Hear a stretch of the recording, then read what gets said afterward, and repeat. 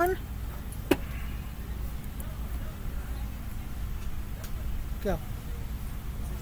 So good afternoon, everybody. It's a little echo. It's a little weird. Get used to that for a moment. I am Alexis Seth, and I will just term myself a longtime Baltimore resident, Baltimore County resident, and consider myself tremendously privileged to moderate this table talk with the gentleman you see here to my left. I will start with introducing Chief Judge Bell. Chief Judge Bell is one of our Gwinnett heroes. He is retired. Robert Bell has been a long champion of alternate dispute resolution. He is a graduate of Morgan State College with a BA in History and Political Science. He went on to obtain his JD from Harvard University Law School. Most of us know Chief Judge Bell. Former Chief Judge Bell. That too. Not forgot. When he became Chief Judge Bell of the Court of Special Appeals of Maryland. Court of Appeals of Maryland. Correct. So, retired Chief Judge Bell, thank you so much for being here with us this afternoon. And immediately to Judge, I have enjoyed getting to know you all. These conversations have been great and entertaining. So, next to retired Chief Judge Bell, we have Mr. Leo Burroughs, Jr. Mr. Leo Burroughs Jr. began his career in activism in the early 1960s when as the public relations director for the Civic Interest Group at Morgan. He spearheaded sit-in demonstrations and freedom rides on the Eastern Shore and throughout the state of Maryland. I'm reading his bio to you. As the committee chair of the Baltimore chapter of CORE, Congress of Racial Equality, he helped coordinate with the Interdenominational Ministers Alliance to integrate the housing system? That same year in 1963, he helped lead protests at Gwinnett Park. He's gone on to work with the Baltimore Urban League, Strong Cities, Model Cities, Linden Park Neighborhoods Association, the Fairmount Neighborhood Association, and also the work that you did in Chicago, Mr. Burroughs Jr., the 5 blocks. So, for a long time, Mr. Burroughs Jr. has been a tremendous activist for civil rights. Good to meet you, Mr. Leo Burroughs Jr. Good to be here. At the center, we have Mr. Marc Steiner. Mr. Steiner, we don't have a bio for you. We thank you for being here. I know you as longtime radio host at WEAA, an agitator, absolutely, and I was NCIG with Leo. Was in the civic interest group with Mr. Burroughs at that time. But definitely, thank you so much for being here, Mr. Steiner, for joining us. Senator Michael Mitchell joins us as well. Senator Mitchell, you put your retire, but as you let me know, you never lose your title. So thank you, Senator Mitchell, of the Mitchell family, and so much of the work that you did as well during these Gwinnett protests. You were your mother's driver. So your mother, Juanita Jackson Mitchell, tremendous attorney, first black woman attorney in the state of Maryland, a fellow Quaker, I will also say, go University of Pennsylvania. But Senator Mitchell, thank you so much for being here and your tireless national and international advocacy I will share. And then we have Mr. Charles Mason. Mr. Mason was born in Virginia but came to Baltimore as a child, went to Dunbar High School, and became involved in civil rights protests as a student at Morgan. He joined CORE in 1959 and worked on a variety of CORE projects, restaurant sit-ins in Baltimore, also along Route 40 and the Eastern Shore. Later he became involved in housing issues, Working for a while with Model Cities. For many years, he was a parole officer in a diversion program for young people. After retirement, he helped recruit retirees for volunteer programs in Baltimore, and then for several years was a therapeutic aide at Patterson Park Charter School. Now he is working in a seniors program for the Baltimore Teacher Network. So please give a round of applause for our panelists. And I'm going to admit to my own, I'm going to say ignorance and intimidation. I'm a kid. And my first interaction with Gwynn Oak Park was way after it had been integrated. And I brought my son here. He played on the playground. He actually opened a lemonade stand over there under the blue tent. But in all of that time, I did not have an appreciation for my ability to be in this park. And so as we commemorate the integration of the park, when Miss Langley and her family arrived here to come aboard the merry-go-round, I'll start off by saying thank you. Thank you for the agitation. Thank you for the persistence. Thank you for your courage. And I want to do this as kind of we're pulling up to the table and just having a conversation with your reflections, your wisdom, and just an opportunity to hear from you about different things through the movement and even to today. Because let us be clear, this is a commemoration. I read it earlier today as we are also celebrating the commemoration of the March on Washington, but it's a continuation. The work continues. So first question I'll put out, or actually, Mark, I'm going to ask you to do us a favor and just set a little context for us, like leading up to the integration of the park. You know, again, in my learning, my research, 1954, Brown v. Board of Topeka, right? And so schools were desegregated, but we have this park here in Maryland 10 years later, and it's integrated. So there's a lot of history, right, in that decade, a lot of things happening and occurring in the state of Maryland. There's some questions whether schools were integrated. Some were, some weren't. Most were not. Go ahead, Chief Judge Bell. No, I'm just saying. No. As Share that with us. Context, there's a real question about whether the schools can't were hear him. integrated. Because Dunbar, where I went to school, was never integrated. And that was from 1954 until the present day. I hear that. Go ahead, Mark. No, the context where people forget that Maryland is the South, was the South in the deep way when we were all younger, especially, and it was segregated. It was legal segregation. So the schools may have been integrated to an extent. I mean, you and I went to City, that was integrated. City College. But many schools were not, and the system was not, and the city was not. Restaurants were not. The park was not. Housing was not. Neighborhoods were not. I mean, restaurants were not. Movies were not. I mean, so all of it. I mean, clothing stores. If you were black in Baltimore and went to go to a downtown store, you couldn't try on any clothes. Explain that to my young friends. I mean, you could not take the stuff off the rack and go to the dressing room and see if it fit. You want it, you buy it, you don't get out. That's right. You couldn't bring it back. So Yeah, that's true. that was later. They didn't do it right away. They did not do it right. Nobody did it right away. But you're right about that. They were the first to do it, but nobody did it right away. And so it was. And I met some of these gentlemen. This one right here, Mr. Leo Burroughs Jr. and I met when I was 14 almost in 1960, when the Civic Interest Group was picketing the White Coffee Pot at Mondawmin Mall. Don't tell your age.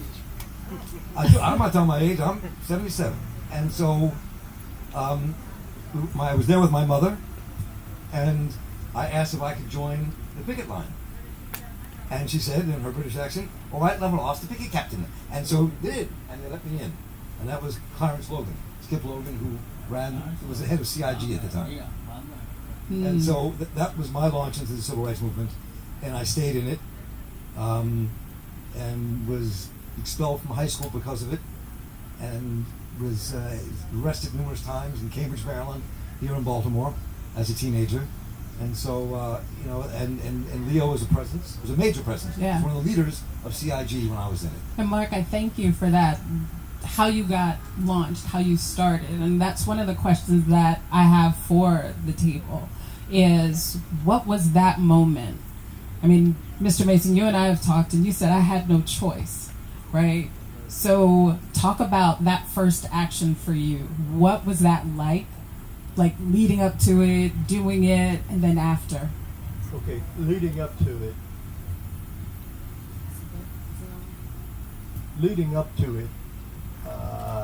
Like I say, I was one of the children I was sick when I was growing up.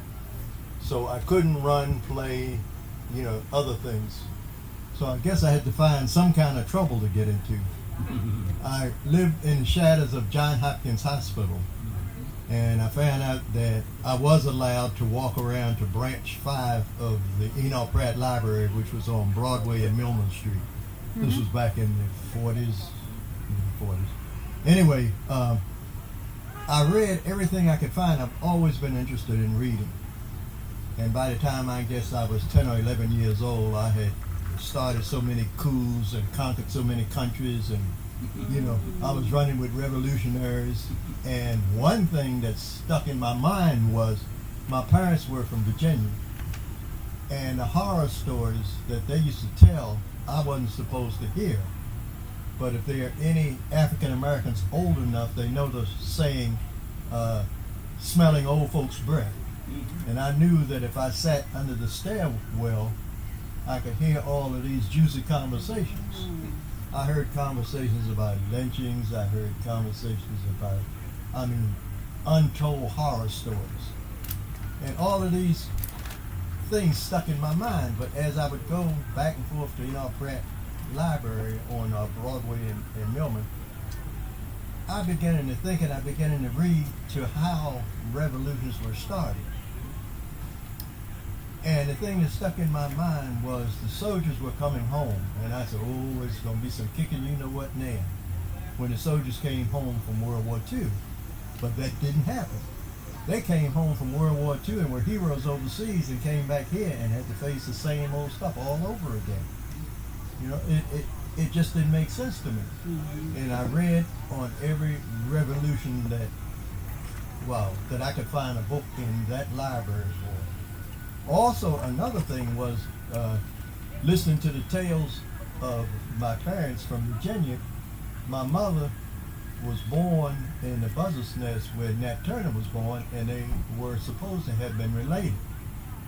And I've never really tracked that down to find out if it was true or not, but she was born either in the house he was born in or a reconditioned version of it. And all of these things, I started thinking one person can't fight a revolution by itself. And I went to work at Social Security. And at that time, Social Security had quite a few problems with racism and discrimination. And I ran into one of the guys working in my unit was a fellow named John Burroughs. And so he could see that I was becoming more frustrated with the federal government. And he thought I was going to do something dangerous. I don't know in what sense. But one night he said, I want you to meet somebody. So he said, I'll pick you up. I think it was 7 o'clock. So he picked me up, and we were riding down North Avenue. I hope it's a nice club that we're going to, And we stopped up at Bentlow, and he said, come on. So I got out of the car with him, and we went down a little stairwell into the basement. And I met the young lady saying man's father, the Walter P. Carter. And from that day, I couldn't stay out of the Corps office. I think I was in there probably 4 or 5 times a week, and sometimes more. And from that, it revolved in the demonstrations against Social Security. That was my main beef. We got that. And then One Oak, and at the time we were working on One Oak Park, we were also working on the March on Washington. And ever since then, I've either worked with the juveniles trying to instill some love and direction in them, and also to help parents or anybody else that's needed to fight the struggle that has become even worse in the last few months and years. So, Thank you so much. I just want to say that let's not forget that Maryland then, and to not as well to some extent today, Maryland was a bastion of white racism. And we're talking about not just public accommodations. Don't forget the House of Corrections and the Maryland State Penitentiary. Don't forget the sit-in demonstrations headed by Robert Newbold, Reverend Robert Newbold, Grace Presbyterian Church, Reverend Marion Bascom, Douglas Memorial, Cindy Daniels, Emmanuel Christian Community Church, and others, Brother Williams, Harold Dobson. And we sat in at the house, at the state office building on Preston Street in Utah. James Curran was the commissioner of corrections then. We picketed, as I said, the House of Correction. There were road camps on the Eastern Shore. I think sometimes that's underplayed. We talk about public accommodation. We don't talk about the institutional racism as emanating from the state with the Department of Corrections. Most of the black inmates worked on the farm out in Jessup, Maryland. And grass here.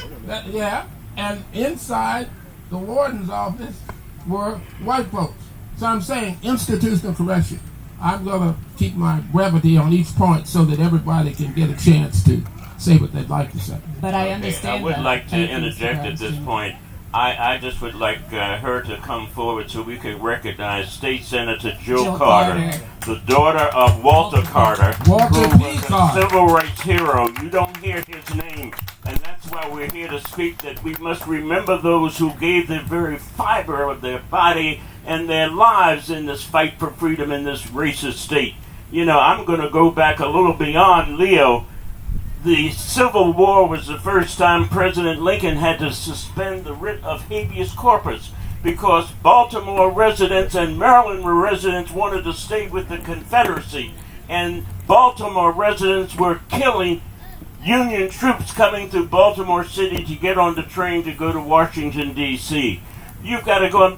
There was a lynching. There were lynchings in Maryland. The two that stand in my mind is 1931 in Salisbury, Maryland. Matthew Williams was taken out of a hospital and lynched simply because of the color of his skin. A young George Armwood, a 22-year-old young black man who was accused of making sexual remarks to a 73-year-old white woman walking on the Eastern Shore. They not only arrested him, they put him in the Baltimore City Jail. The judge from the county there in Princess Anne issued a writ for citizens to come to the Baltimore City Jail because the Governor Ritchie had already placed him there for protective custody because the community said, we're going to lynch him. And these people were able, with the concurrence of the Baltimore City Corrections people at the Baltimore City Jail, took young George Armwood back to the Eastern Shore of Maryland to be hung on the courthouse lawn and to be lynched, and they then burned his body and then cut off his fingers and his toes and his ears to sell as souvenirs. So you've got to know the history of Maryland to know, as Justice Thurgood Marshall, when he came here to challenge the cases, he said Maryland is just way up south, and we are. And I grew up in a segregated Baltimore. I don't mean to be so loud. I see, but I speak with force conviction. I come from a family of freedom fighters. I was told at an early age that I was not a Negro. I was an American of African descent by my grandmother, Dr. Lily Mae Carroll Jackson, who was the president for 35 years of the Baltimore branch of the NAACP. And then also, I must recognize in the middle of my remarks, Congressman Kwaisi Mfume is here, everybody. Give him a hand. He's championing all of us, who has made a difference in Congress. We served together in the city council, and more importantly, has been involved and put his body on the line in the fight for civil rights, and then became head of the NAACP. Congressman Mfume, welcome, along with State Senator Jill Carter. And this is absolutely fantastic, everyone. We got to recognize our heroes. I only take this time to do this because it's important. We can't just let them stand there. You got to know who's here. And finally, when I was growing up, I went to the Henry Highland Garnett Elementary School. It is the same elementary school that Thurgood Marshall went to in the 20s. It's the same elementary school that my mother, Juanita Jackson Mitchell, who was the first black woman to practice law in Maryland, went to. And there I was, along with my brothers, Senator Clarence Mitchell III, my brother Dr. Kiefer Jackson Mitchell Sr., were students. And I would sit in my class, and I was with a young woman who was in my class. And don't say things can't happen. The name Trezana Beverly should ring out to you. She was in the play for colored girls who considered suicide, but the rainbow was enough. And she won a Tony, having come from that segregated school. But when we were sitting in class, we had to contend with books that when the teacher said, please turn to page 35, I had no page 35. And then the teachers would use what's called a mimeograph machine. That's the old-fashioned cranking to make a copy of things so we would be up to date. Our math instructors dealt with us. And then also we had art, we had music. We had to walk down the street to the old 125 at Pennsylvania and Dolphin for our music. But we got music there. But still, I grew up in a city where if you went to northern Pennsylvania, in the middle of West Baltimore, there was a seafood restaurant, Wilson's Restaurant, that only served whites. Now you tell me, Baltimore. And then the white coffee pot at Mandela, but there was also a white coffee pot. The names, they had white coffee pot, they had White Castle too. And so all of them, there was one at Monroe and Edmondson. If you know Monroe and Edmondson, they had this huge picture window. And we were all there, and you should see whites would be sitting in the snowstorm, drinking hot chocolate or getting coffee, trying to stand warm. And blacks had to order things to carry out. There was finally Nate's and Leon's restaurant at North and Linden Avenue, where everybody thought they had the best sandwiches and whatever have you, but we could only get carry out. But my father, and we were taught that do not patronize any of those places. So I never got to taste the shrimp salad from Nate's and Leon's or that chicken salad and anything else. But there was another white merchant across the street who had the Subway stand, and who then opened up, you could go in there and sit down and have a Subway. But let me close with this. I think that the most poignant moment for me was having gone to an integrated school at City College. Here, Mark and I were in classes together. We went to gym together. We got in the swimming pool together. And on that infamous day in 1963, I was here. And as I ran into the parents and my classmates, the indifference that my classmates who I had broken bread with and lived a life were ignoring me, and were also using the N-word expletive along with their parents to tell me to get out of this park. And that is just so outrageous, and that's kind of indelibly imprinted in my mind, that we know that it is still here, that we must, everybody says, well, what do you still want? We still want full freedom. And I think that yesterday I had to be at the March on Washington because it was so important. And the most poignant remarks came from that little granddaughter of Dr. Martin Luther King. Did you see that young woman get up there and she threw her shoulders back? And I know that like the old gospel hymn went, the old ox are moving. And sure enough, that child was echoing her father's sentiment to us to challenge. And more importantly, it goes back to a Marylander who said, Frederick Douglass, everybody said, why don't we have our liberty now? And you know what? For all the people who claim they were part of the civil rights movement, if they were, we would have had freedom a long time ago. There were only a few people who had the courage of their convictions to stand up and put their bodies and life on the line. And I guess they thought I was, most of them people, Leo was fortunate enough to go to the Baltimore County Jail. But they brought me but he went to Towson. I went to the National Guard Armory with no air conditioning, no water, no food, no restrooms or anything, right up on Ricestown Road. And they said these were for the troublemakers. And so, but I don't know how Leo snuck on the first bus. but I should have been on his bus. I was only 17 years old. But keep in your heart that we have learned that the price of liberty is eternal vigilance. Therefore, you've got to stay committed. Tell our children the story because they don't know. Dr. Thomas Jones, who was the first black ophthalmologist in the state of Maryland, his daughter's over there who's a nutritionist now and the host raise your hand. He taught me how to fly. I got my pilot's license from Dr. Jones. But he flew to Selma, Alabama, and I was able to go along with him for the march to Selma to Montgomery, which was headed by Dr. King, and there was Dr. Ralph Bunch with us and a number of other people. Baltimore has had a history. Know that before the Civil War, Baltimore and Maryland had the largest number of free black people in the entire country and in the colonies. Know that. And so that we go back and people saying, although our heritage comes from the rich continent of Africa, but it was our people who built this country. We built the roads. We were able to do the mining and the kinds of things to make it possible for people to make ahead. And also the mothers who served as domestics to raise families in other communities in the white community who used to catch the buses for hours to get there and served and then come home and still have to work and raise their own family. I'll stop with that. Wow, Senator Mitchell. Madam Moderator, at what point can we get the dialogue between the audience and those of us here? Because we should not be delivering an oration. I can talk a long time, but I want to make sure that we hear from absolutely, Mr. Leo Burroughs Jr., certainly. I do want to hear from retired Chief Judge Bell in terms of his process and moving into the movement and taking those actions. Go ahead, sir. I'm kind of an outlier here myself because I never demonstrated at Gwen Oak Park. In fact, I have been to this park only about 2 times in my life. Only then because my brother had kids and he brought his kids here after it was integrated. I was never interested in coming here because of its history. But my involvement in the civil rights movement began when I was in high school. And I can't take a whole lot of credit for it.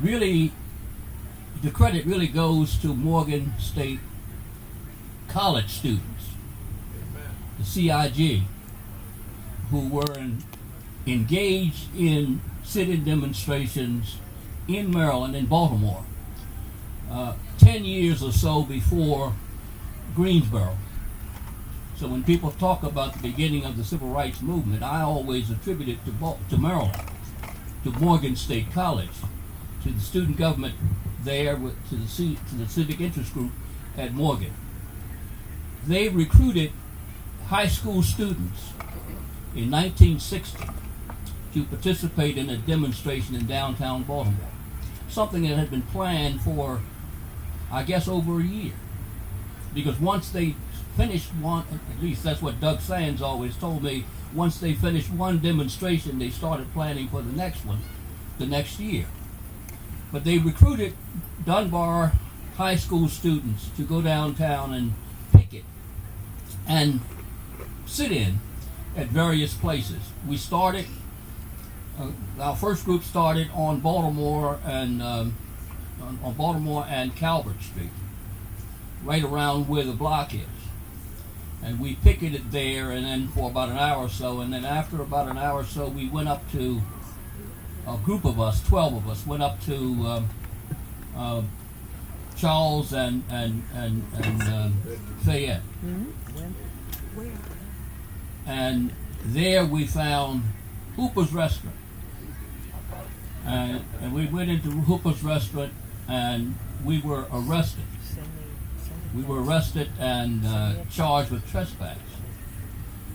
That was done only after the police officer didn't come until after the owner of the restaurant had come and tried to make the case that he was only doing it because of business. And he also wanted to point out to us that his staff was all black. And that should give him some reason to be spared. But we were arrested And when I say arrested, we really were not arrested, Mike. We had a leader who was foresighted enough to work out a deal. We were 16 years old, and yet we were treated as adults. He worked out a deal that we would go home and report to jail for processing the next day, and that's what happened. But the case, we were tried, convicted in the criminal court of Baltimore, fined $10 and costs, which was suspended. We were offered probation before judgment, but if we had taken probation before judgment, that would have meant that we could not appeal. And we appealed to the Court of Appeals, which was the only appellate court in the state at the time. And that court affirmed the conviction. We took certiorari to the Supreme Court of the United States, and the court granted cert, and the case was heard there. And in a decision, which was really a really split decision, 3 justices really wanted to send the case back for rehearing, 3 justices wanted to affirm it, and 3 justices wanted to reverse it. And because that was the least, sending it back was a way to avoid the constitutional question. They sent the case back, and at that time it went back to the Court of Appeals, and the Court of Appeals at that time affirmed its prior decision. But on motion for reconsideration, the Court of Appeals reversed itself, and I'm no longer a convicted misdemeanor. What's very interesting about that case is that the issue presented in that case was, can the state use a neutral state law to enforce private segregation or private discrimination? And because the case was sent back without a definitive response, that issue has never been decided. It still exists as an issue that has to be decided even to today. Which brings me to, I guess, the most important thing that I want to say. We are living in fraught times. As much as we say that we've made progress, and we have made progress, we are fighting the same battle today. It has never stopped. All you need to do is look at certain places in this country. Florida, chief among them. Texas, where these same issues are coming up over and over again. We're targeted, not only with respect to our right to vote, but with our right to have our history told as it was. We're being targeted in many, many ways that we were targeted well before. And so we have got to be more vigilant today, or more as vigilant today, if not more so, than we were back when I was involved in the civil rights movement. Now, I said that I'm an outlier, and I am. The only demonstration I ever participated in, civil disobedience, was in 1960. And the reason is because I realized that I was not cut out for that kind of thing. My mother told me, if somebody hits you, you hit them back. And I took that seriously. In fact, I used to fight back and forth to school every day.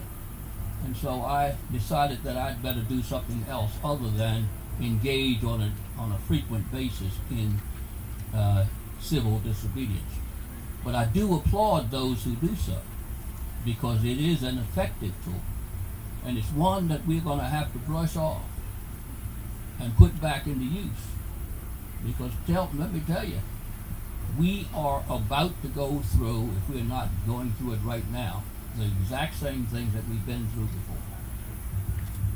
Thank you so much, Chief Jeff. Retired Chief Judge Bell. One appendage to that, Judge, you just add his chief counsel was Thurgood. Microphone. It's the microphone now. If you want me to tell that story now, No, I just wanted you to.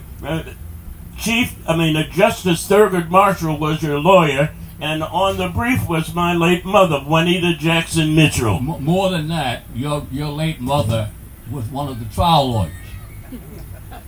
Right? And what's interesting about that whole scenario, and I guess I should tell you, the lawyer who handled the case on appeal to the Court of Appeals the first time was Lawrence Radowski, who became a member of the Court of Appeals in 1980. On remand from the Supreme Court, the lawyer who handled the case was Robert Charles Murphy, who became the chief judge of the Court of Appeals in 1974. I joined the Court of Appeals in 1991, and I replaced Judge Murphy as the chief judge in 1996. And you can't make that stuff up. Thank you. The more things change, the more they remain the same. I've heard that, Mr. Burroughs Jr. You had attorney Robert Watts, of course, attorney Juanita Jackson Mitchell. They laid the groundwork in processing or helping the sit-in demonstrators in Baltimore City in particular. So something that you are touching upon, Mr. Burroughs Jr., if I may, as I've been talking with you, as I've been doing my research and learning, I think when we see history, it looks like, oh, there was a protest, and we see the pictures, and we get snapshots. And I think it's really important, and Senator Mitchell, you've talked about it, Mr. Mason, you've talked about it. It's really important that as a part of that history is understanding the strategies, the tactics, the planning. Chief Judge Bell, you talked about we did a demonstration, and we were planning for the next one the year later. So it wasn't something that just, Rosa Parks sat down. It's intentional. It's deliberative. In Baltimore City, there was a process of reading the trespass order before you were arrested. That was arranged by Juanita Jackson Mitchell and Robert Watts and other attorneys, NAACP. Clarence Logan, and I don't think his name has been raised, or maybe you raised it. Yeah. Clarence Logan was the chairman of the Civic Interest Group and probably one of the greatest civil rights leaders I've ever worked with in our history in this state. I was recruitment committee chair and public relations officer with CIG and with the Congress of Racial Equality at the same time. So I'm working with both organizations. But what I'm trying to say is, before they'd arrest you, they read you the order. And then if you didn't respond, Hooper would call the police, the White Coffee Pot, Heck May Company, Stewart's Department Store, and others. You go to the Rooftop Restaurant in Northwood, the Northwood Theater. I remember going to Heck May and having them pull the table out from under us. We're sitting in at the Heck May Company, the Rooftop Restaurant at Northwood, saying we don't serve niggas. That's what they said. And we said, we don't eat them. We don't know where you're coming from. We don't do that. They brought in the police dogs. They had police dogs. They didn't put them on us, but they were threatening. So, again, it chronicles a continuing problem. And now what do we have? We have police under consent decree in Baltimore City.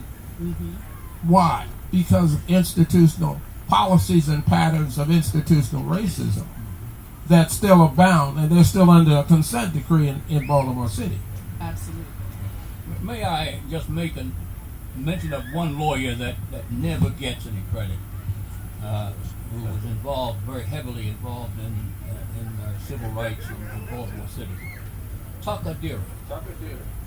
He was the lead lawyer in the Bella Gates, Maryland case, and he did it for virtually nothing. Unfortunately, he didn't have a particularly good end, but that's one name that I think we ought to all remember and pay homage to. Yeah, Emerson Brown was, well, I have a picture of our being arrested, and Emerson Brown is there as our lawyer. Did you know there were freedom rides on the Eastern Shore? I didn't know there Route were 40. rides Route- on the Eastern Shore. Route 40? Route 40 with the Did anybody else know with there the were freedom rides on African the Eastern ambassadors Shore? as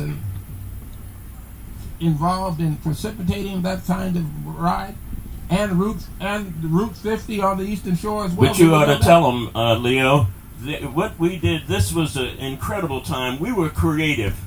There was the late newspaper reporter, George Collins, George of Collins. the Afro-American newspaper, headed the publisher by Dr. Carl Murphy.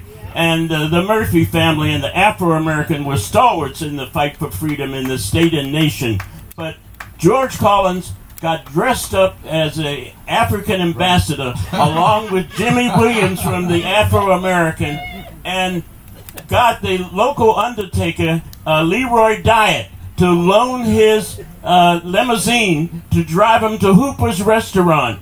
And they arranged to have the press, the Afro photographer there, and here was, they thought they walked in with the dashikis on and African garb, and that's how dumb these white people were. They thought they were government representatives. They must not be the Maryland Negroes because they were dressed in this affair. So they started serving them, and they started to eat, and it made the front page of the newspapers that Hooper's Restaurant integrated with George Collins. And Michael Double T Diner. Does anyone know about Double 40. T? Route 40. Same game. We had police dogs and the whole 9 yards here in Baltimore County. State police, you name it, except I will say on the Eastern Shore, this is just my own subjective feeling, I was a liaison at the delegation of Clarence Logan to be the coordinating the freedom rides from the Northern Student Movement, the white students coming down from white colleges to join the sit-ins. And Major George E. Davidson, the field force commander of the Maryland State Police, he was second rank. Give him credit. He called me Tuesdays, Wednesdays, every week. Our intelligence says you're going to have 400 freedom riders coming from the north to come down to help you, and we want to have enough state troopers to come out and give you afford you protection. And we had, no one was killed during that period of time that I know. We had people who were beat up and assaulted, but had it not been for the state police and our insistence that they work with us on a weekly basis, we could have had more people who were seriously injured and killed during the freedom ride. I think what people don't remember is also that, because it really isn't talked about a lot, is the eastern shore of Maryland was really Mississippi. Yes, it was. It wasn't. It was the deep south. And Robert Bell said it still is. well, it is in many ways. It is. It still is. Ocean City. Wait, Ocean City. We had a wait-in at Ocean City because Ocean City would not let black folks into the city. You could go in the city limits if you had a job. And then when you finished that job for the day, you had to leave. If you touched your feet in the sand, you were arrested. And so the Eastern Shore was a Cambridge, Maryland was kind of the center of the struggle on the Eastern Shore. And there was a woman that may ring a bell with many people here, Gloria Richardson, who was allowed to say one word at the March on Washington when she got up on the dais. That's another story. But she was one of the most amazing civil rights leaders in our country. Amen. And she was this brilliant, powerful woman who led the movement in Cambridge, Maryland. And her father and her uncles were all part of it. And one of the things, I just a little aside, I saw her years later, and I didn't know she would remember me. And I asked her to be on my radio show. And she said, "Marc Steiner, I remember you. You're that little white boy that got arrested." So she was, so Maryland was really a center of the struggle, not just in our state, but around the country. And that's what was true. You got to add that not only you, Marc Steiner, because you didn't have to. There were a number of other Hopkins students and others who joined in common cause with the black students to put their bodies on the line as well. And sometimes you were treated much worse than us. because you were called the N-word lover. They did not like us. Walter P. Carter, I was about to say that. working with Clarence Logan. I got people talk about there not being enough unity. There was a lot of unity. Your father, a lot of unity in working with Clarence Logan in tandem. Those civil rights groups, the civic interest group, Congress Club, working together and coordinating the demonstrations and mobilizing the numbers of people necessary to overwhelm the racist establishments with regard to public accommodations and other facilities. We weren't just dealing with 100, we're talking about hundreds of students. And it's important, and Morgan is still concerned today, to some degree, some administrators, I won't call it names, about our radicalizing students and students being too active at this point in time. But what I'm saying is, let's keep hope alive. We've got to ensure that our most educated and best educated black students who are degreed are also activists and leaders in the struggle. That must continue throughout time. It has to continue. Because if they fall down and don't motivate their children, if this is not a continuing cycle, then liberation may not happen. The black liberation that we're talking about now, Black Lives Matter, that may not happen. I don't know what's going to happen in this country in the next year. I'm hoping for the best. But I'm saying I have evolved, and I'm saying to you candidly, by any means necessary, we're going to survive as a people. We damn well better, and we better work harder to make it happen.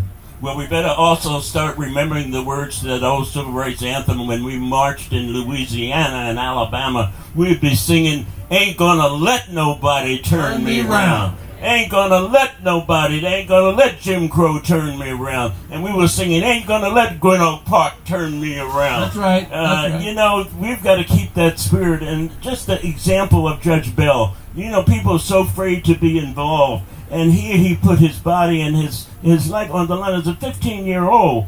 And he could have never been going to Harvard and any other place. But yet, if you put, you know, Dr. Martin Luther King said, earned suffering is redemptive. And it'll redeem you to a more perfect way. And I guess we better hear from people here. But I would just say that my grandmother, Lily Mae Carroll Jackson, worked with Walter Carter and the Clarence Logan, and then my brother Clarence became chairman of CIG and was one of the, Senator Clarence Mitchell III was the Maryland representative to found SNCC, Student Nonviolent Coordinating Committee, with Julian Bond and Marion Barry. At 15, Judge, I actually went in the cell, but I didn't get to be able to go home that night. But the final thing I will say is that the worst beating I received as a sit-in student was in Annapolis, Maryland, on March the 16th, 1964. I had gone down to protest the lack of funds going to Bowie State University and University of Maryland Eastern Shore, which was then called Princess Anne Academy. I went into the restaurant that was called Barnes Drive-In, which was just right next to the State House in Annapolis. And we didn't notice the Confederate flag flying on the roof of this restaurant. And the same thing happened. We went in. Usually they call bums and other people to come and arrest you and whatever have you. The owner of this restaurant got the Annapolis Police Department to come and use their nightsticks, they defined as S-Pantoons, billy clubs, to beat us. I lost my hearing and was unconscious. But you know what? That's why this is the price you pay for freedom. I'm still here. They're long gone. And I'm going to keep raising Cain until St. Peter calls. You know, St. Peter's going to ask you this question: what did you do for the children before you come in these pearly gates? And you've got to maybe answer that affirmatively and say that Baltimore City schools are still failing our students. Freddie Gray didn't have to die. No, with the 3 just killed yesterday in Jacksonville, Mississippi, from a young white man armed with guns. We've got to stand up to make sure our children aren't harmed. I've had trepidation walking into this facility this morning, having had the meeting arrested by the people here at the park in 63. I saw a policeman, a white policeman, that brought me back deja vu. I said, "Oh no, they remember I was here before." But then I turned in the crowd to show you the progress we made, and there was this black major police major of the Baltimore County Police Department standing, and I immediately went up to him and hugged him. I said, thank you, God bless you. The idea is that we can make a change, but just we have to be steady. Look at the fact that we are here at Gwinnett Park, but we can't rest on our laurels. It's essential that we continue the fight. And as my grandmother told me, sing those words of, oh freedom, oh freedom, oh freedom over me. And before I'd be a slave, I'd be buried in my grave and go home to my Lord and be free. So what I would like to do is certainly ask the audience if you have questions, memories, things to offer to the conversation and to our panelists. I see. Go ahead, please stand up. Yes, I would first like. Is it on? Yeah, it's on. Testing 1 2. Testing 1 2. Testing 1 2. Loud enough, they can Testing 1 2. There you go. There you go. I would just first like to thank the opportunity of you giving us this time to be able to understand what taking place, when it taking place. But one of the things that Mike forgot was Reed's Drugstore. Yep. Reed's Drugstore played an instrumental role in the state of Maryland because we could go into Reed's, but we could not eat in Reed's. We could not eat a sandwich, but you could work for Reed's Drugstore, but you could not eat any food in Reed's Drugstore. So a lot of people went down on Howard Street. Also, they had one up here in Ricerstown Road Plaza. But the thing that comes into my mind is that we talk about where we're at today, but we have enough of you guys in every key position that there is, and there's no accountability. For those of you who have retired and said that you're not coming back to help us, we need help now. It's a lot of brains that we have in the black community, but it's not being applied to help those who disenfranchised. Judge Bell served as on the judicial system. He knows this judicial system hasn't been treating us fair. We have never gotten fair. The woman of justice, she has a blind folk over one eye, and we always got the blind eye. So I say to all of you while you're here, Leo Burroughs and along with myself, we're still fighting to try to make change. And we're going to stay right here to help our people whenever we can. But we need more help. We need those of you who know the way to come out of your comfortable zone and help these people who are being disenfranchised. Joe Carter went out, stopped them from doing the things that were happening to us in the old day, Mike, where they were arresting children and charging them as adults. So we need more people to come out. If Perrin Mitchell was here, your uncle, once something hit Baltimore or it hit Maryland that wasn't right for his people, Perrin was out there immediately to say we're not going to have it. And that's what we need today. We need some help in our community. Our communities are dying. They're dying from lack of input from our people. And until we get to that point to come out and help. And I want to thank your family, Mike, because the laws that we have today, if it wasn't for the Mitchell family and the things that they've done in our community, I don't know where we would be at today. But I want to thank you for your family. That Mitchell family was the strongest family. And to most of y'all who don't understand the Mitchell family, they were put in as the royal family among blacks. They had waterfront property down in Annapolis, and they had like I would say like they lived like kings and queens, and anything that happened in Baltimore, it had to come through the Mitchell family. Anybody was getting elected, they had to come to see his parents, and they had to see Perrin J. Mitchell. To be elected or anything, it came right straight to the Mitchell family. So my hat goes off to you. But we need more help out here. Please give your full name because we're being recorded. Yes, for the records, my name is Lawrence Smith. I have a radio show on WLB. It's for seniors taking action, and we're trying to do our part. We air every Thursday from 11:30 to 1 o'clock.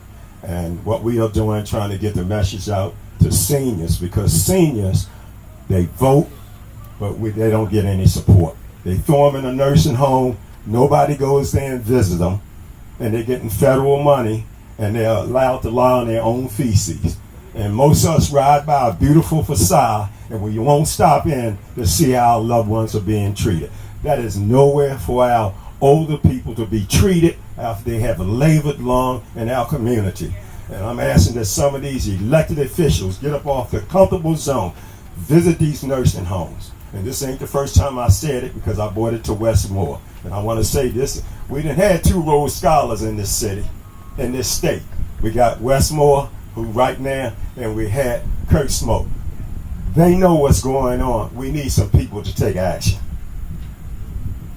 Thank you very much, Mr. Smith. Yes, hello everyone. I have gotten to the point where my name is Jahari Ajiri.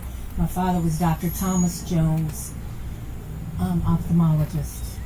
And I have gotten to the point where I don't even want to vote anymore. I don't even believe that our votes count, the presidential votes. I just feel hopeless. I feel unempowered. And there's one thing that has been brewing, and that is with the face recognition and all of that, they're talking about our monetary system going to non-money. Does anyone have anything to say that we can do to fight this? I'll vote if there's someone that I believe in, but I don't see anyone worth voting right now. I mean, we'll see. But I've felt that my votes don't count. My vote doesn't count. I must correct you, and please have hope, because people died for the right to vote. And more importantly, we're at a crucial point, and this is exactly one the powers to be want us to get frustrated with the system. That's right. So we give up and not participating vote. We wouldn't have Jill Carter in the Senate. We wouldn't have had a Westmore as governor of the state. We wouldn't have had a black man in Baltimore City. We wouldn't have had a black sheriff in Baltimore City. We wouldn't have had blacks elected in Prince George's County. There's a young black woman, Angela Alsobrooks, who's the chief executive in Prince George's County and has the audacity to run for the U.S. Senate and will make history as the first black woman senator from the state of Maryland. Please vote. It's a precious right. It's your God-given right to vote and participate. Don't be deterred by the naysayers. We've got to inspire our children and let them know. You know, there's a sister of Brother Diggs. Is she here? Who is at Diggs Transportation Company. And before in Maryland, they made it so difficult to vote, we had to take people to the People's Court building at Gay and Fayette Street by the busload in the evening after they got out from work. And it was Diggs Bus Transportation Company that donated their buses to current black citizens.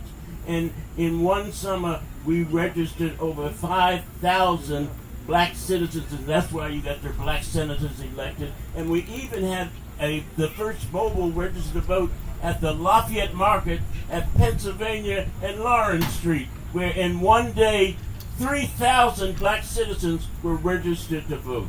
So please keep the spirit, and when you say that, I would caution you, you do have something to vote for. Our children and our children yet unborn. The presidential voting. Ma'am, That's what I'm really talking about. Grooming? Now, I know you're talking about the presidential vote, but politics, a lot of politics is local in terms of that which you can control directly. Yes. Who are you grooming to run for office? Who are you sharing I believe in Jill Carter. I believe in Kwaisi. That's not what I'm saying. I believe in them too. I'm saying to everybody here, what I'm suggesting is that you pull together people who think like you do. You forge your own organization or political club if you don't want to join an existing organization, and they lay out their goals and objectives as to what needs to happen from the grassroots up in terms of what you want to see happen. You can't transform the system because it makes you feel bad. You've got to use petitions, sometimes boycotts, sometimes pickets, whatever it is, but you've got to garner enough support. You've got to get enough people who agree with you, meet every month, and decide which direction you want to go and how you're going to take the other people in your neighborhood, your city, and your state. And you can go. But that's when you have to do it. That's direct action for real. Thank you. Word of caution. The failure to vote is a vote for that which you don't want. That's Amen. true. I do vote. I do vote, but I'm just. You can be frustrated all you want. Overcome. But every time you do not vote, you're voting for the other guy. Right. I Even in understand. smaller elections. What I would like What about to the ask money? of our table here, the passion that you all have, that has obviously you've maintained for 60 years plus. How do you do that? How do you sustain that? Come on, talk to us. I This feel is that if I don't do it,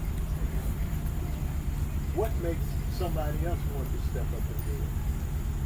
So if it's to be, it's got to depend on me. I can't really hear him. Can't hear. Can't Coming hear. down to the Can't park hear. this morning, Turn your mic on. Speak into the mic. Hold it closer. coming down to the park. No. That's the button on the side. Coming to the. Yeah, you hear me? Yeah. Yes. Okay, coming to the park this morning, I thought back to many years ago, and when I came into the park, a crowd I met in July of that year they were like rabid animals. And as I said, I worked for Social Security, which was like a hotbed of discrimination, racism at that time. But when on the picket line, as we went around, someone called my name, and it was a name that, it was a voice that I recognized. So it might have been from somebody. I worked at Social Security where there were 18,000 people, but this person I recognized, and when I turned, my head met a brick, and my head lost the battle with the brick. But and I felt that how could this be 60 years later?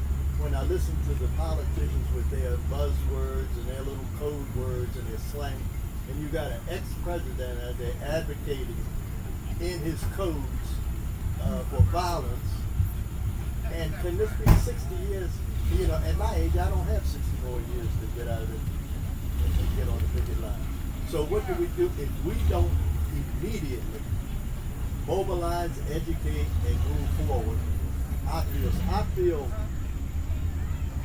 not hopeless, but I feel that the struggle now is bigger than it was in the 60s, because I see devious, I see social media, I see all of these groups that most people don't realize are around, because I talk to people that other people don't even know about.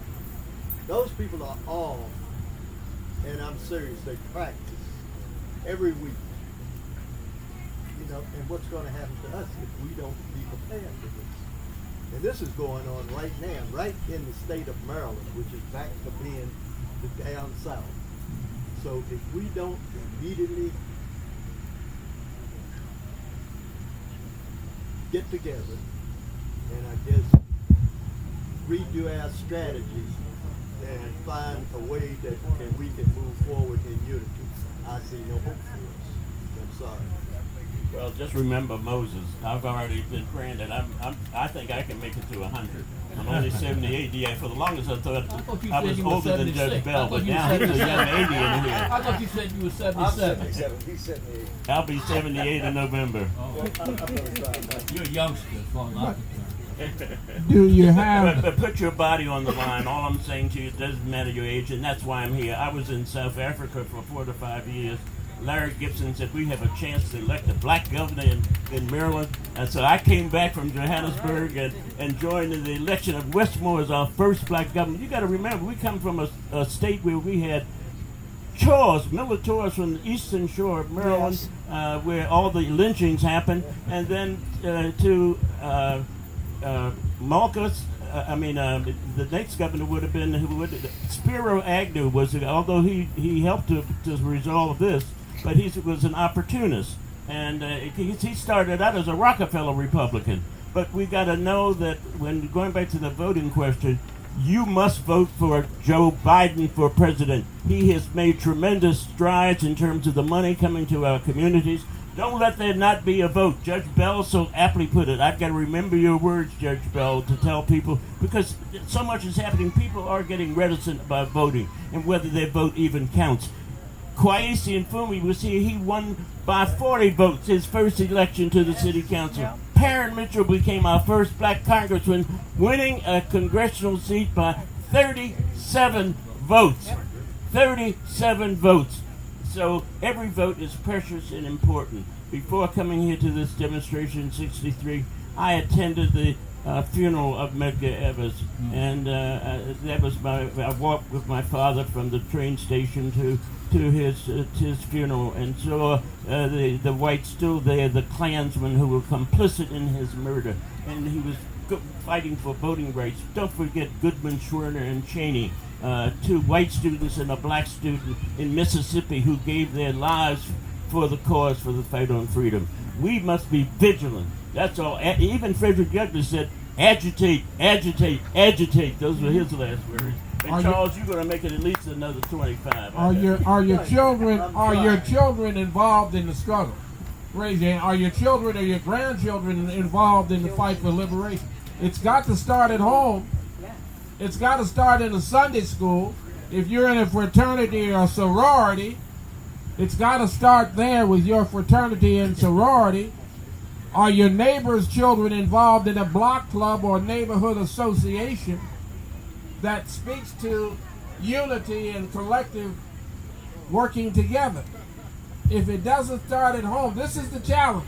Lady said to me, well, my son, we have a family reunion every year, and we take turns out in the yard and working in the house, and he just goes inside and he just plays with his video games, and he doesn't. It's too hot outside to come out for the.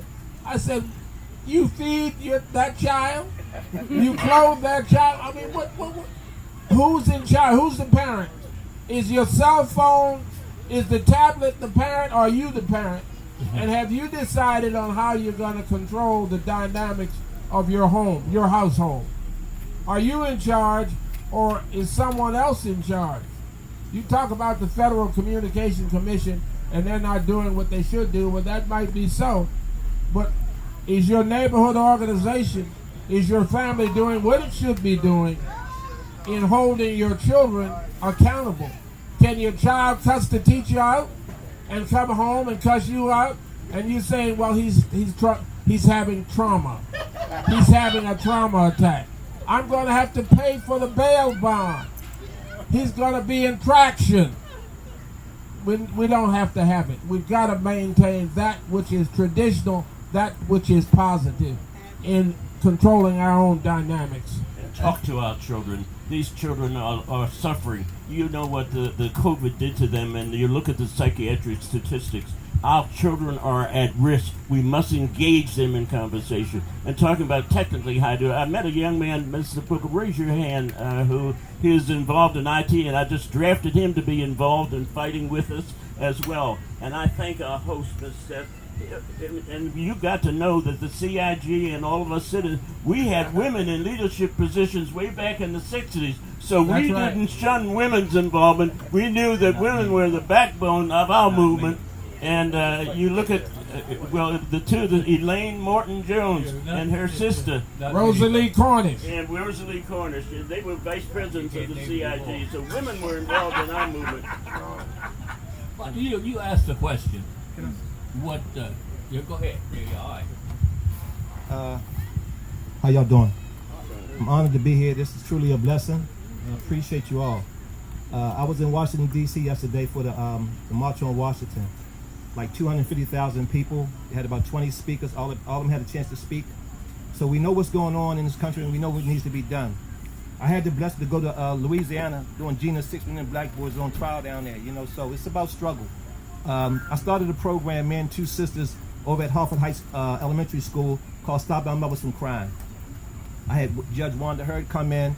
I had some African brothers come in, some griots come in and tell stories. It's about our youth and trying to raise them in the right direction, so much like y'all said. So I'm here, I'm in the struggle, and we got to try to move forward together. And my question is, what should we be doing today, all of us? Let me jump real fast. I know we're almost out of time. It's getting really late. But one of the things that we have to remember, that in the 60s, especially in the civil rights movement, there was organizations that did the work. It's important for individuals to be involved. It's important for get our families involved. But the reason things changed is dead. Like that? I like that. And I've been on radio for how long? You were broadcasting. Hello, look out. So the difference is it was organization. It was people in SNCC and CIG and the Jackie Robinson Youth League in this state and around the country, the organizations, and what people did was organize. They organized people to vote. They organized people to stand up. They organized people against slumlords. They organized to make change. That's how it happened.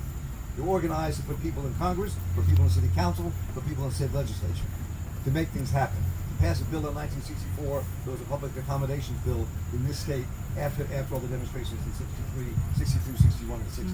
And that is part of it. If you don't have the organization, it's not going to happen. Because the other side, and there is another side, have an organization. And they've been organizing since the early 70s to take America back for everything that all of us fought for. And they're powerful and they're strong. They control at least 28 states in this country right now. And they're passing laws to take away the voting rights that we fought for. They're passing laws to push everything backwards. You can't even read about it then. So it's going to take organization, people coming together in a very serious way to confront the future. For our children. Look, I'm a father, I'm a grandfather, I'm a great-grandfather. And I worry, not for me, I do worry for my kids and their kids, what's going to happen in the world they're going to inherit. So we do have to stand up. And the young brother who raised the question, please let me I'll give you my number, and anyone else in the audience who's with a group that needs us to participate. I'm still active. I walk every morning, I swim, I do whatever I can, and I'm finally eating right, Leo. You're eating right? So I'm ready to assist in any way, so that's open to all of you. Before we go back, just a mundane thing. Someone handed me these. Do these belong to anybody? Somebody said someone lost a pair of glasses. They're yours? No. Oh, okay. All right. The lady wants to speak. Go ahead. We've got a question. Oh, hi, I'm Debbie Dawson. Not born here in Baltimore, but reared here in Baltimore and attended Baltimore City Public Schools. All my life, I only had one question when I was going to school, and it was, why did slavery start in the beginning? No one could answer that question. It wasn't until after 25 years of graduating high school and attending college, a small college called Sojourner Douglas. Unfortunately, it lost its accreditation a couple years ago. But I finally got that answer after graduating high school 25 years later. My question, and I guess it's a fear too, I have an 18-month-old granddaughter, and I am very, very afraid for her future about what she's going to learn in school. What I learned was minuscule. What she can possibly not know in school, dealing with what's going on in Florida and in Texas about the narrative changing. Slavery was not a benefit to our people in no way, shape, or form. And I don't want my granddaughter to grow up thinking that because slavery, they learned jobs and they learned job skills. No, that is not what was learned. That was not what was taught. What can we do here in Baltimore? I work for the Baltimore City Department of Social Services, and one thing I can say about at home, we deal with grandmothers, great-grandmothers, non-relatives caring for children that are in foster care.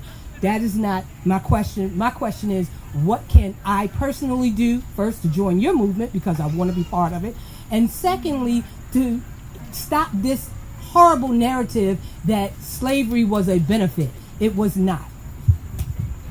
Thank you. Well, just briefly, Judge, you go lead it off. The other thing I want to say is that, part of the problem is that we have not been educating our people ourselves in-house. And that's what we ought to be doing. We should not rely upon the educational system that is provided by the majority community to provide all of the educational information that our kids get. It's our responsibility to educate the kids. And I also want to say that it's our responsibility to educate the public at large with regard to what our position is. Confront those folk who are on the other side. Don't be afraid to interact with them, mix with them, argue with them, and educate them as to what your position and your position is with regard to every issue that you care about. There's a young lady in the back who's had a hand up for some time. Hi, I'm Linda Dorsey. Wait a minute, please get a microphone to her. Could you come on up and around? Sure. Hello. Hello. I'm Linda Dorsey Walker. Some of you heard me speak earlier about the history that I helped make at this park on this ground 60 years ago when I was just a 9-year-old child. But one of the things that I'm listening to are people asking what can be done. I just want to say history wasn't just made then. We have an obligation to continue making history. You know, right now, Baltimore County has only 7 districts in it. It was a number that was chosen in 1955. We were only 350,000 people then. Now we're 860,000. And we look totally different. We are totally different than we were in 1955. So some people have said, where's my place at the table? When do I get a voice? I'm a new American. I wasn't around in 1955. I'm a woman. Women didn't run in 1955. I'm a young person, disabled, or might be LGBTQ, or any one of any minorities were only here in small numbers in 1955. Now we're here in large numbers, and we deserve to have a voice. So what we're proposing to do through 4 More for Baltimore County, Vote for More, is give you a current role so that you can tell your children what you did in this year by getting this question on the ballot for next year. Let every person in Baltimore County, one man, one vote, one person, one vote. Let them all have a right to make history next November 2024. It'll be the last. You're talking about educating? Educate everyone that it'll be the last question on the ballot, because only 60% of the people in this country vote to the end of the ballot. We have to learn how to run our politics. Bond questions at the end, referendum questions at the end. We've got to vote to the end of the ballot, and then we will have 11 districts, 4 more chances for you to run, for your children to run. 228 new boards and commission seats in Baltimore County. Please step up, because some of them pay you just to come to the meetings. Please step up, because when you get the title commissioner, you get to wear that for the rest of your life. Let your children know you're going to make history now, not just back then, but right now. So please, if you haven't signed, come over, sign our petition, put the question on the ballot, and then remember it a year from now to come out and vote to the end of the ballot and make history in your own lifetime. Thank you. And I see the publisher of Black Wall Street here. Come back around and wave your hand, because go to his page. He's empowering black businesses. The publisher of Black Wall Street, he's shaking his bald head right now. But please raise your hand and be around to have people acknowledge you. You're empowering black businesses. That's something else we can do. Go to his on Facebook and on the other kind of platforms. He's there. He's been an articulate voice for years. He grew up in this city, and therefore he hasn't forgotten. So he's still available to help as well. One last question? Sure, one last question. Last question. Could you each just give us one of the key important lessons that you learned during your life of struggle, your participation in the movement? Just something that we can all take away with us. So it's one simple key idea or lesson that you can share. Brief. Keep it to 45 seconds or less. 1 minute. Okay, let me just say, there has to be a certain sensitivity, my brother. There has to be a certain sensitivity in engaging other people. I don't care how you've been blessed. God has anointed and blessed everyone with talents. But if you perceive yourself to be an organizer, or you have experience in organization, and you want to work with other people, you've got to learn to do what sometimes we fail to do. We don't listen very well. We sometimes impart information, but we don't listen to what they want and try to make an assessment of how they feel and having a methodology or strategy of determining goals, objectives, and a timetable for achieving those goals and objectives. There's got to be a process by which you evaluate success and failure. Thank you very Keep an much. open mind. That's what I've learned. Keep an open mind. Thank you, Judge Bell. One of the keys to me, is this working? One of the keys to me is organizing and creating structures that fight back and take the system and keep the system. If you look back in history, there was Reconstruction. They rose up and destroyed it. It was America's first real experiment democracy. Now they're doing it again.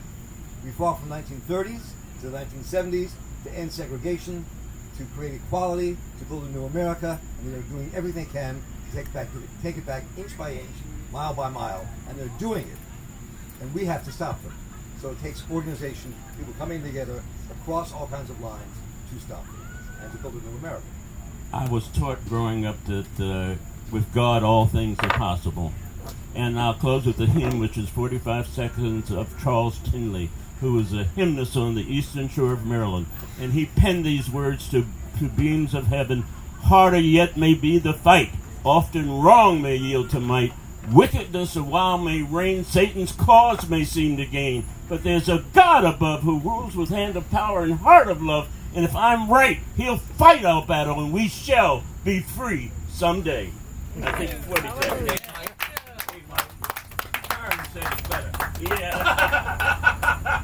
Senator Mitchell, Mr. Marc Steiner, Mr. Burroughs Jr., retired Chief Judge Bell, Mr. Charles Mason, thank you all for the wisdom. Thank you for your time, and thank you for agitating. Never stop. Never stop. Thank you all for listening to us. Thank you. All right. Okay.